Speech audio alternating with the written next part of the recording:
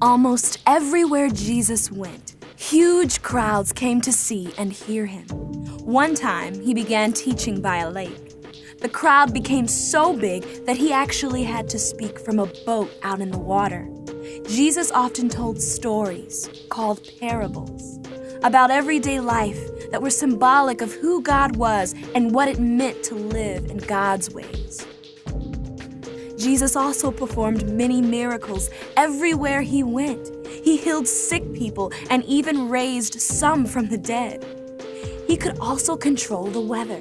One time, when Jesus and his followers were in a boat on a lake, a huge storm came in and the boat began to fill with water.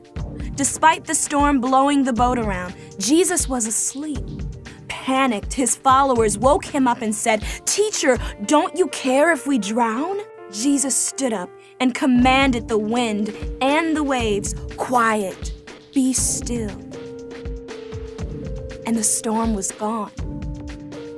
Many people were amazed at the miracles Jesus performed, but the religious leaders, called Pharisees, started to question where Jesus got his power from. At one point, they even accused him of getting power from the devil. King Herod was also fearful of Jesus. A short time earlier, Herod had thrown John the Baptist in jail. He wanted to kill John, but knew that he was a holy man and feared what might happen if he did. Then one day, Herod's daughter was dancing and entertaining Herod's guests at a banquet. Herod was pleased with her and told her she could have anything she requested. Herod's wife stepped in, telling their daughter that she should request the head of John the Baptist on a platter. Herod was fearful, but what could he do? He had promised to give his daughter what she requested. And so he had John beheaded, and the executioners brought his head into the banquet.